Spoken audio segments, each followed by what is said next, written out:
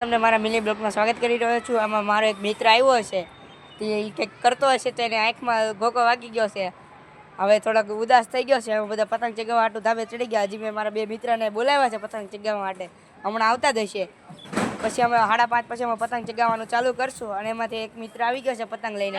મિત્રો અમારો એક મિત્ર આવી રહ્યો છે, તે નીચે છે, તે દાદરા ચડી રહ્યો છે અને ચાપટ પતંગ લાવ્યો છે. પતંગ બતાવી દો. તમે જોઈ શકો છો. આનો તમે પંજો લેવા જતો કમસે કમ 50 થી 60 રૂપિયાનો પંજો આવશે. અને બીજો એક મિત્ર આવી ગયો છે 156 ગોલ્ડ લઈને દોરી. આ ગયા વર્ષની દોરી લાવ્યો છે. જોઈ કેવી દોરી નીકળે એવી. અરે મિત્ર આ ખરે તો છે ને કહું 5:30 નીચે ઉતરવાનું, પતંગ ચગાવીને જ નીચે ઉતરવાનું છે. અને પછી 5:30 પછી અમે બધાના પેચ કાપવાના છીએ. અને પછી આપણે મયનભાઈ આનો પ્રોગ્રામ બનાવવાનો છે, ભેલપુરીનો પ્રોગ્રામ બનાવવાનો છે.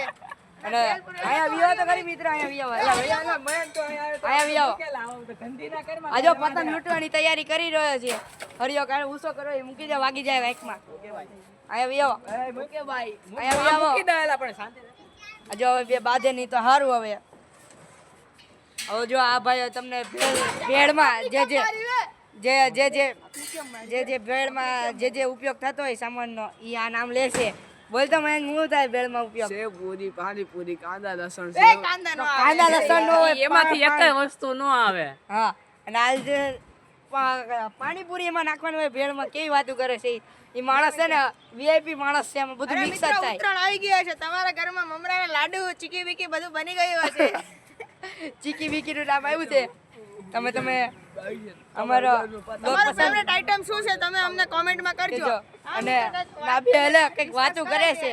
અરે મિત્રો જે તમારા ફોલોવર્સ ને સબસ્ક્રાઇબર ને કહો તમે શું વાતો કરી રહ્યા છો. અમને કહી દે છે કે આ ભાઈ છે ને એ એક નંબરના બહુ ખરાબ માણસ છે.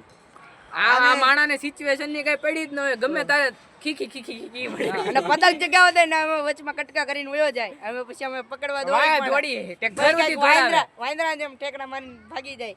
અને ઘર ઉધી દોડાવે. હા, ઘર ઉધી દોડાવે. ઘરમાં છેલ્લે ઘરમાં ભાગી જાય, હંતાઈ જાય. ચાલો મિત્રો હવે અમે પતંગ ચગાવવાના પતંગ મૂકી દે, પતંગ મૂકી દે, પાટી જાય. પતંગ મૂકી દે, વાર છે, શાંતિ રાખજે. જય માતાજી મિત્રો, તમને અમારો બ્લોગ પસંદ આવ્યો હોય તો લાઈક અને સબસ્ક્રાઇબ કરજો. બોલો હર હર મહાદેવ. જય માતાજી. Bye bye. નેક્સ્ટ બ્લોગમાં મળશું.